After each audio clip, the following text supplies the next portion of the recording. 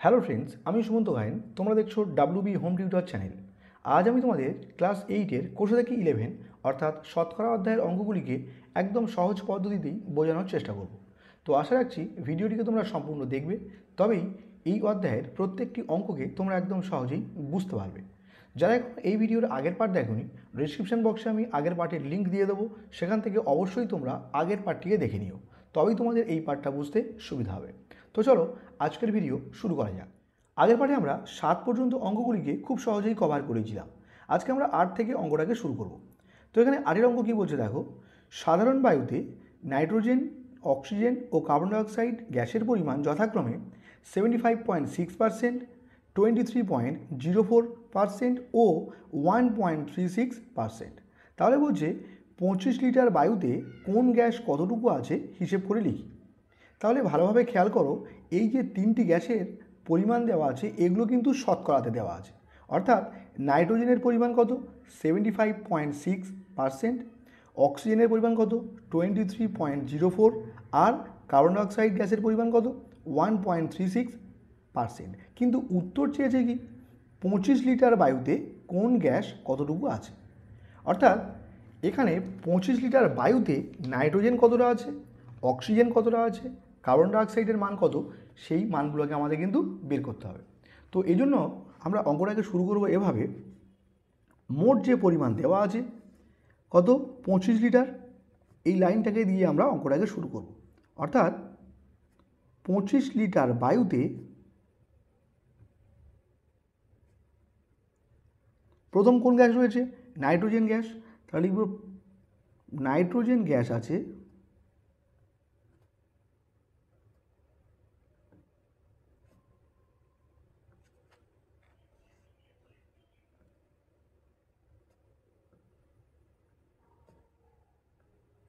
দেখো এখানে মোট যে মান সেটাকে আমরা আগে লিখব,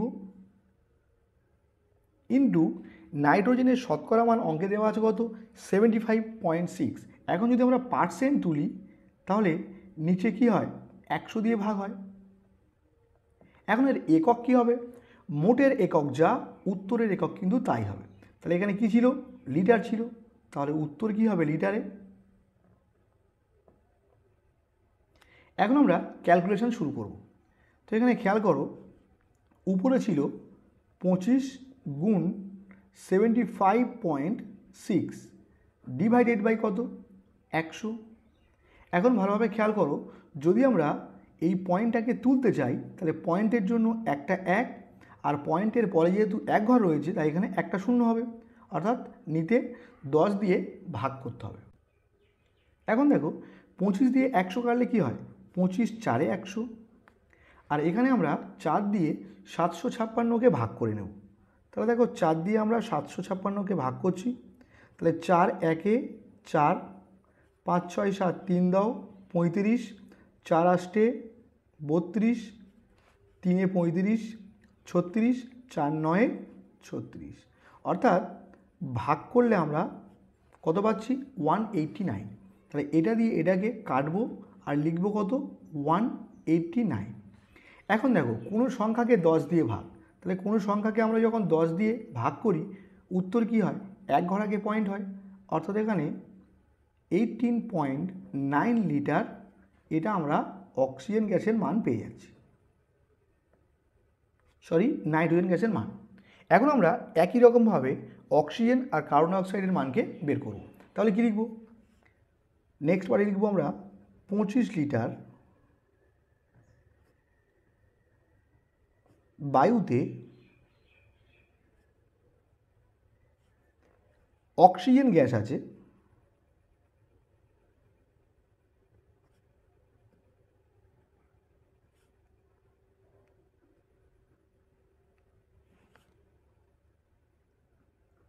তাহলে কী হবে, ফার্স্ট মোট মান কত, 25 লিটার, 25কে আমরা আগে লিখব, ইন্টু অক্সিজেনের শতকরা মান কত, 23.04। তাহলে 23.04% আছে, পার্সেন্ট তুললে নিচে কী হবে, 100 দিয়ে ভাগ। একক কী হবে, মোটের একক লিটার, অর্থাৎ উত্তরের একক কী হবে, লিটার। এখন আমরা ক্যালকুলেশন শুরু করব। তো উপরে রয়েছে কত, 25 ইন্টু 23.04 ডিভাইডেড বাই নিচে আছে কত 100। এখন যদি আমরা এই পয়েন্ট তুলি, পয়েন্টের জন্য একটা 1 আর পয়েন্টের পরে দুটো ঘর অর্থাৎ দুটো শূন্য, অর্থাৎ 100 দিয়ে ভাগ হবে। তাহলে এখন 25 দিয়ে 100 কাটলে কী হবে, 25 4-এ 100, আর 4 দিয়ে আমরা 2304কে ভাগ করে নেব। দেখো এখানে পাশে ভাগ করে নিচ্ছি 2304, তাহলে 4 5-এ 20, বিয়োগ করলে কী হবে 3 30, 4 7-এ 28, 2-এ 30, 4 নামলো, 4 6-এ 24, অর্থাৎ এখানে উত্তর পাচ্ছি আমরা কত 576। তাহলে 4 দিয়ে এটা কাটবো, উপরে লিখব 576। এখন দেখো কোনো সংখ্যাকে 100 দিয়ে ভাগ, তাহলে 100 দিয়ে ভাগ মানে কি দুটো শূন্য রয়েছে, অর্থাৎ দু ঘর আগে পয়েন্ট হবে, অর্থাৎ উত্তর হবে 5.76 লিটার। এখন আমরা একই রকমভাবে কার্বন ডাইঅক্সাইড গ্যাসের মান বের করব। তাহলে কি লিখব, 25 লিটার বায়ুতে কার্বন ডাইঅক্সাইড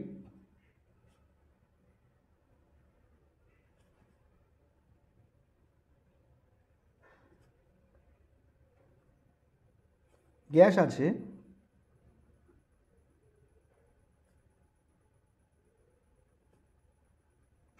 তাহলে কী হবে, মোট মানটাকে আগে লিখবো আমরা, অর্থাৎ 25কে আগে লিখব, ইন্টু কার্বন ডাইঅক্সাইডের পরিমাণ কত 1.36, তাহলে 1.36% রয়েছে, পার্সেন্ট তুললে কী হবে নিচে 100 দিয়ে ভাগ, আর একক কী হবে মোটের একক যা দেওয়া আছে অর্থাৎ লিটার।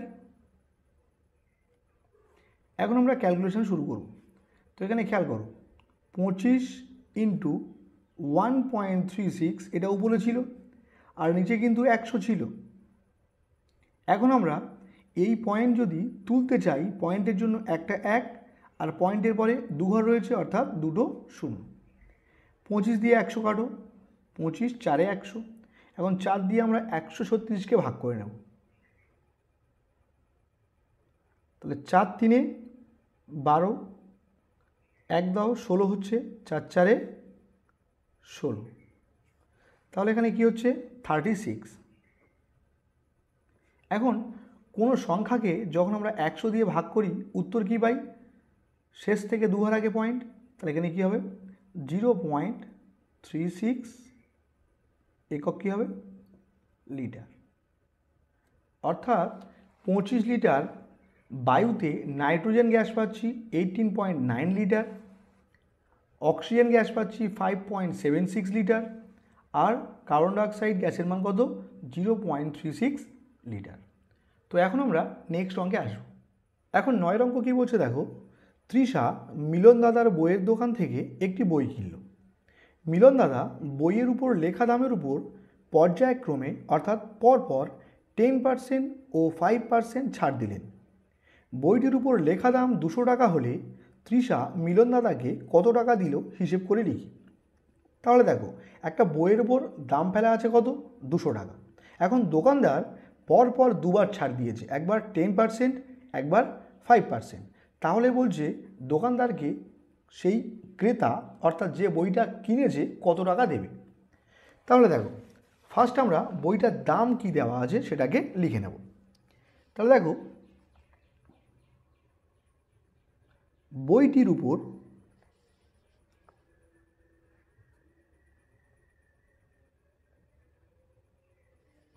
লেখা দাম কত সেটাকে লিখে নিচ্ছি। লেখা দাম সমান 200 টাকা, অর্থাৎ এটা এমআরপি রেট। এখন দোকানদার কি করেছে, এর উপর ফার্স্ট 10% ছাড় দিয়েছে, তাহলে আগে দেখব 200 টাকার কোনো বইয়ের উপর যদি 10% ছাড় দেওয়া হয় কত টাকা ছাড় দেওয়া হচ্ছে। তাহলে দেখো এখন 200 টাকার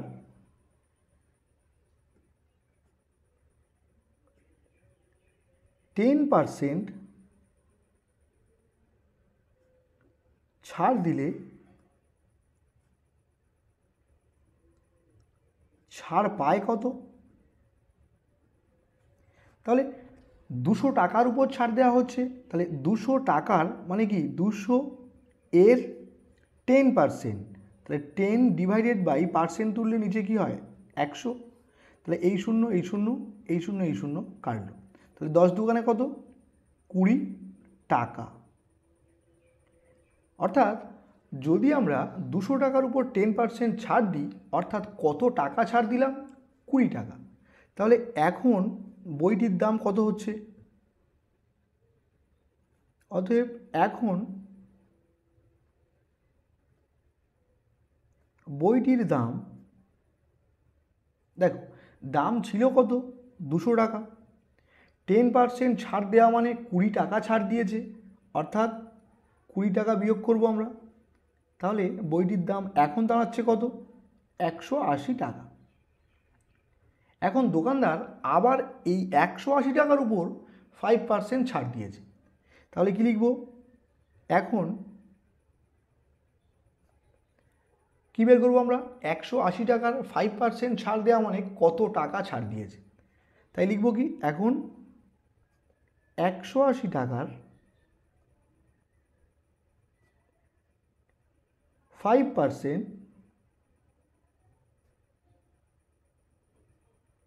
ছাড় দিলে ছাড় পায় কত টাকা? তাহলে দেখো 180 টাকার, তাহলে 180 এর মানে কি গুণ 5%, তাহলে 5 ডিভাইডেড বাই পার্সেন্ট তুললে নিচে 100, তাহলে এই শূন্য কাটলো, 5 2 10 আর 2 দিয়ে 18 কাটলে কী হয় 2 9 18, অর্থাৎ আমরা দেখছি 180 টাকার যদি 5% ছাড় দেয় অর্থাৎ 9 টাকা ছাড় দিয়েছে, তাহলে এখন বইটির দাম কত হচ্ছে? অতএব এখন বইটির দাম তাহলে কি হচ্ছে? দেখো আগে 200 টাকা দাম ছিল, এর 10% ছাড় দিয়ে অর্থাৎ 20 টাকা ছাড় দিয়ে বইয়ের দাম কিন্তু 180 হয়ে গেছে। এখন এই 180-র উপর আবার 5% ছাড় দেওয়া হয়েছে, অর্থাৎ 9 টাকা ছাড় দেওয়া হয়েছে, তাহলে এখন বইটির দাম কত হবে? 180 থেকে আমরা 9কে বিয়োগ করব, অর্থাৎ উত্তর হবে 171 টাকা। তাহলে এই টাকাটা তৃষা মিলন দাদাকে দেবে, তাহলে কি লিখব? অতএব তৃষা মিলন দাদাকে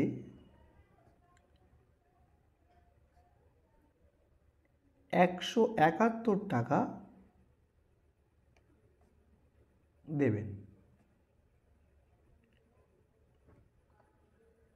তো এখন আমরা নেক্সট অঙ্কে আসব। এখন 10-এর অঙ্ক কী বলছে দেখো, একটি বর্গক্ষেত্রের প্রতিটি বাহুর দৈর্ঘ্য 10% বাড়ালাম। অঙ্কে বলছে ওই বর্গক্ষেত্রের ক্ষেত্রফল শতকরা কত বাড়লো ত্রৈরাশিক পদ্ধতিতে হিসেব করে লিখি।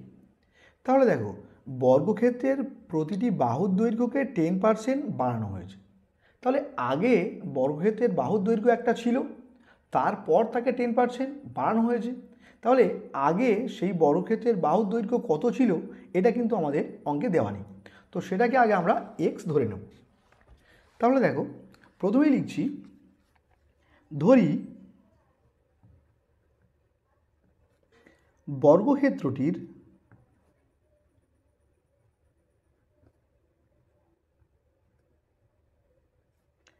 প্রতিটি বাহুর দৈর্ঘ্য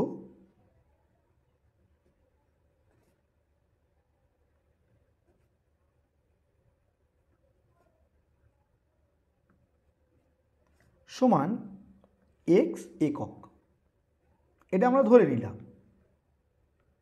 এখন দেখো যে বর্গক্ষেত্রের প্রতিটি বাহুর দৈর্ঘ্য x একক হয়, তাহলে সেই বর্গক্ষেত্রের ক্ষেত্রফল কী হবে?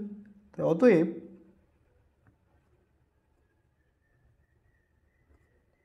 বর্গক্ষেত্রটির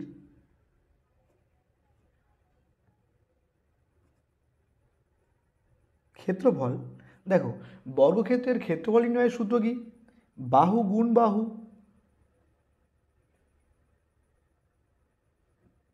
তাহলে বাহুর দৈর্ঘ্যের মান কত? এক্স। তাহলে এক্স গুণ এক্স। এখানে ক্ষেত্রফলের একক কি হবে? বর্গ একক। তাহলে এক্স গুণ এক্স কি হচ্ছে? X square. তাহলে এক্স স্কোয়ার বর্গ একক। এটা আমরা বর্গক্ষেত্রটির ক্ষেত্রফলের মান পেয়ে গেলাম। এখন বলছে এই বর্গক্ষেত্রের প্রতিটি বাহুর দৈর্ঘ্যকে 10% বাড়ানো হয়েছে। তাহলে দেখো এখন বাহুর দৈর্ঘ্য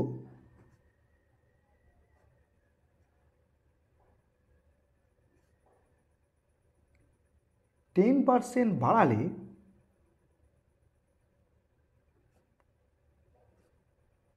বাহুর দৈর্ঘ্য হয়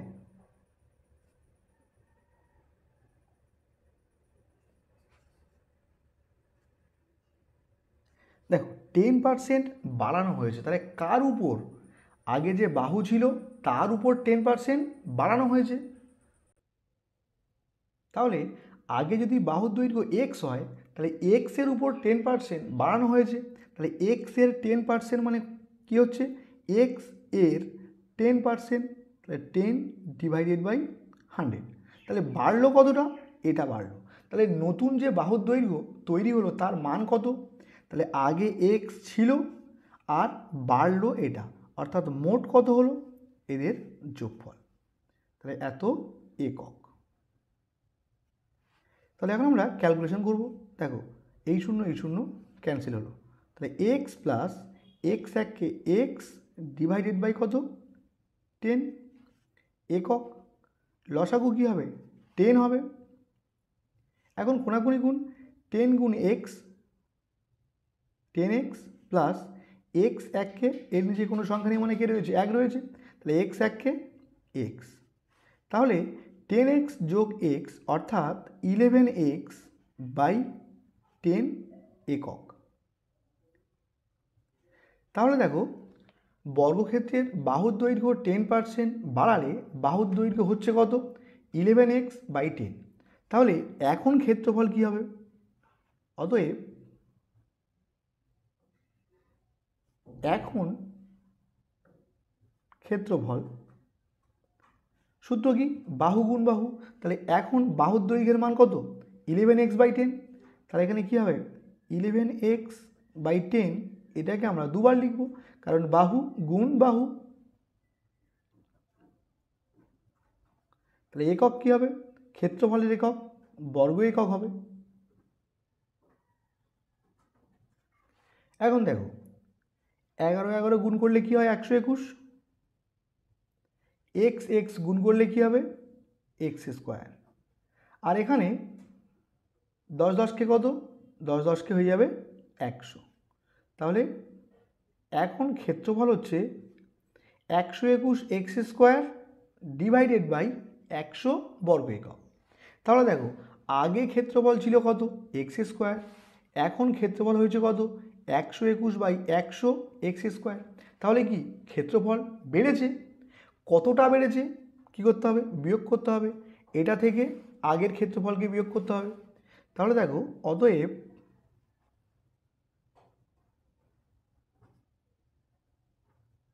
ক্ষেত্রফল বাড়ল, কতটা বাড়ল?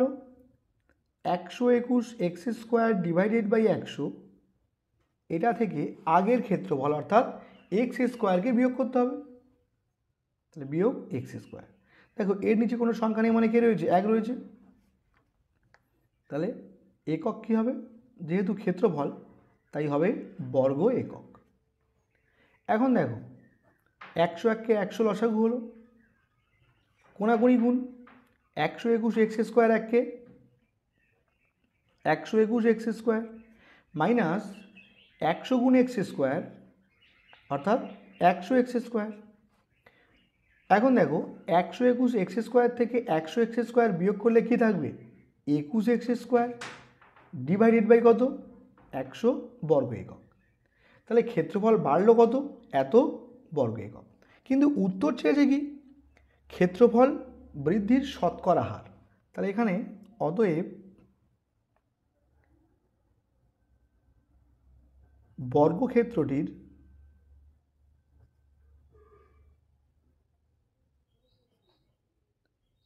ক্ষেত্রফল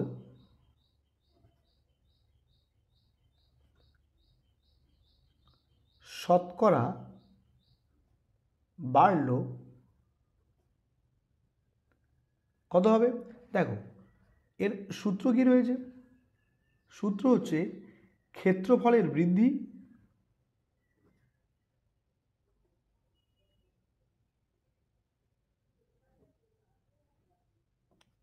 ডিভাইডেড বাই পূর্বের ক্ষেত্রফল